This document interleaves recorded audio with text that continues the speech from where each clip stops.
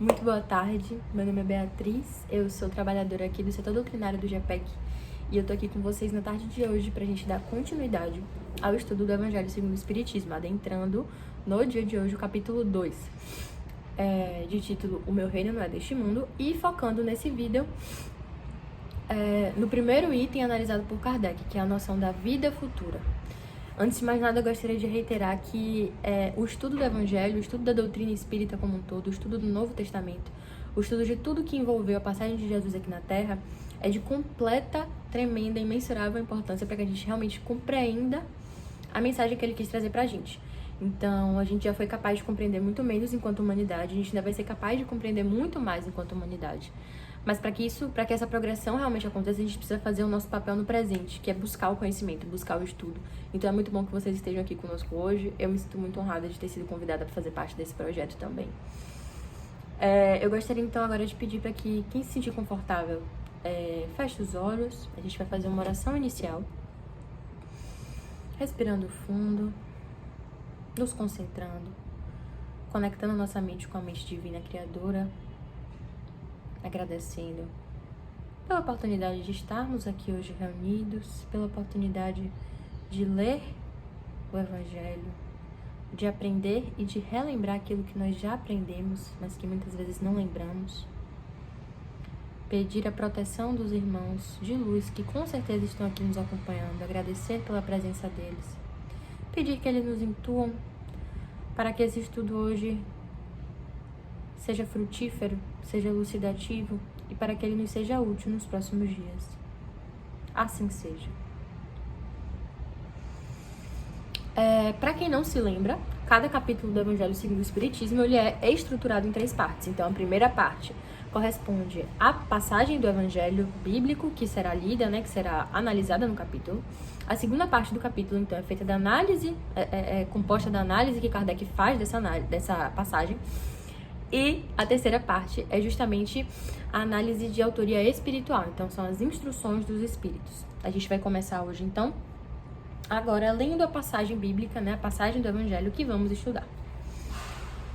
Tornou, pois, a entrar Pilatos no pretório e chamou a Jesus e disse-lhe: Tu és o rei dos judeus? Respondeu-lhe Jesus: O meu reino não é deste mundo. Se o meu reino fosse deste mundo, certo que os meus ministros haviam de pelejar para que eu não fosse entregue aos judeus. Mas por agora o meu reino não é daqui.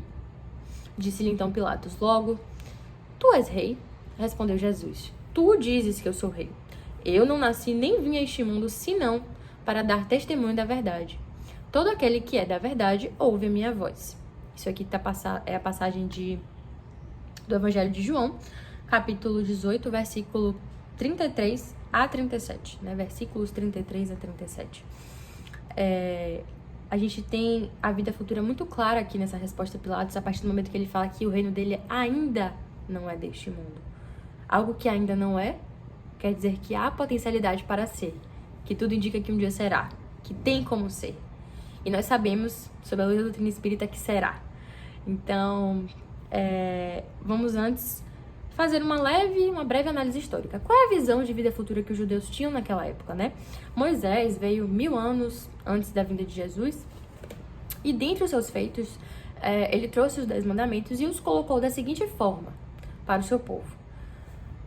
A partir do momento em que vocês, em que nós, enquanto povo, sigamos as leis de Deus, que naquele momento eram os 10 mandamentos, a partir do momento em que sigamos essas leis, a gente vai obter a glória futura. E o que era aquela glória futura? Era o futuro terreno.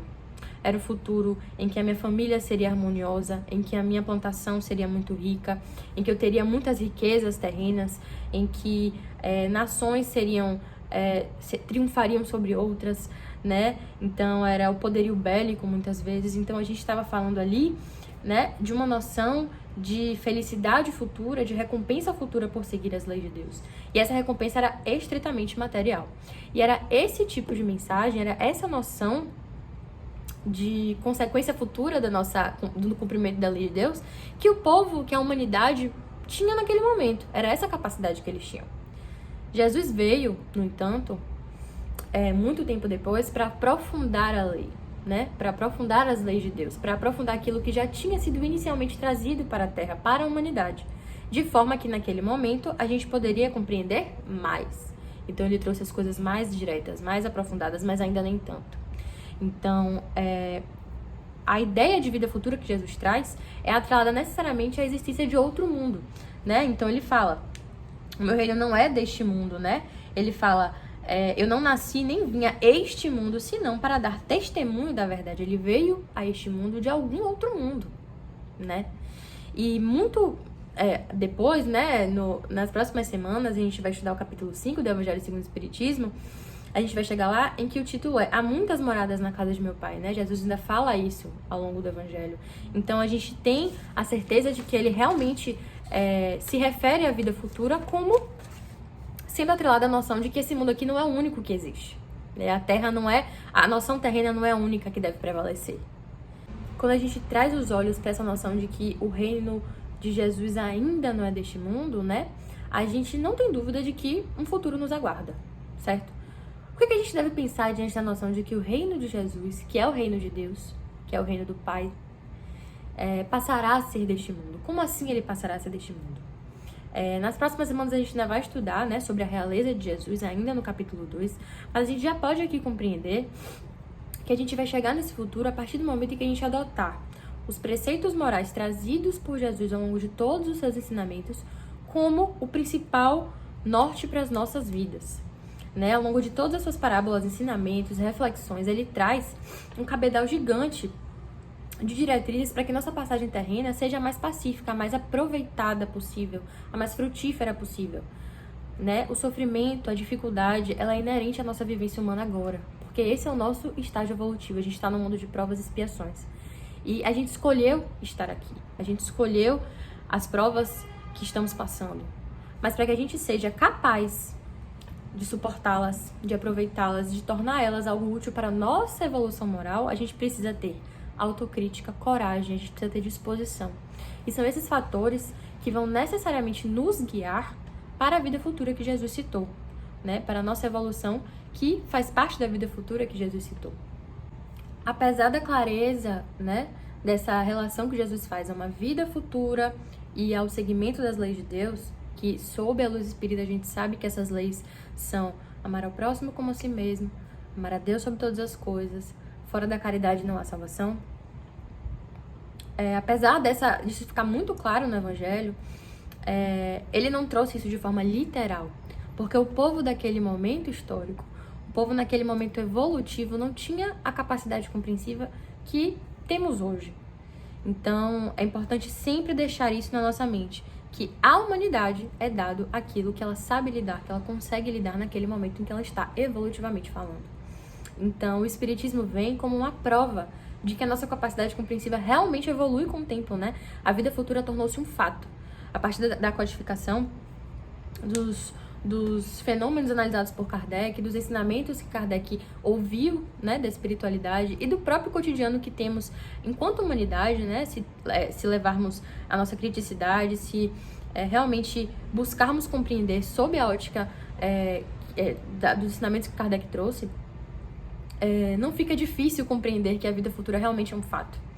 E o que a gente precisa manter em mente enquanto vida futura? A vida futura é sinônimo da nossa evolução moral quando passarmos por esse estágio que estamos agora. A vida futura é o patamar evolutivo mais elevado em relação ao que estamos hoje.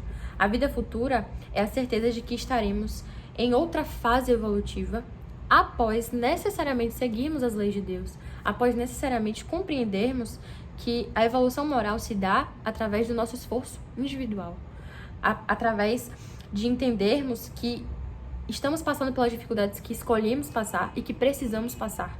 E que para passar por elas precisamos de resiliência, precisamos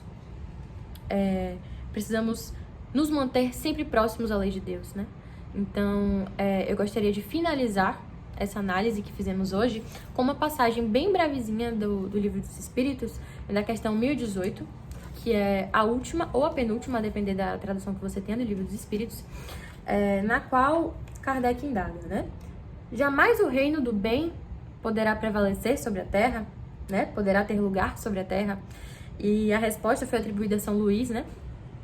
Ao espírito de São Luís, E uma parte dessa resposta, né, que é belíssima, mas ela é meio grande, é a seguinte, eu vou ler para vocês. A transformação da humanidade foi predita e atingis esse momento, que apressa todos os homens que ajudam o progresso. Ela se cumprirá pela encarnação de espíritos melhores, que constituirão sobre a Terra uma nova geração. Então, os espíritos dos maus, que a morte ceifa cada dia, e todos aqueles que tentem atrasar a marcha das coisas, dela serão excluídos, porque serão deslocados do convívio com os homens de bem, dos quais perturbariam a felicidade. Com isso, eu espero que a nossa análise tenha sido clara, né, na tarde de hoje. Eu gostaria de agradecer pela presença de vocês e gostaria de finalizar o vídeo de hoje com uma prece de encerramento. Então vamos fechar os nossos olhos mais uma vez, respirando fundo novamente. De novo agradecendo pela oportunidade de estarmos aqui hoje reunidos, agradecendo pelos ensinamentos, pelos aprendizados, pelas rememorações, agradecendo pela presença e proteção dos irmãos de luz aqui no nosso lar e onde quer que estejamos, agradecendo pela presença constante do nosso irmão de luz, nosso anjo da guarda que nos acompanha em todo momento, pedindo permissão para que possamos estar aqui no mesmo horário na próxima semana com a presença do Mestre Jesus. Assim seja. Uma boa tarde a todos e é isso, agradeço muito.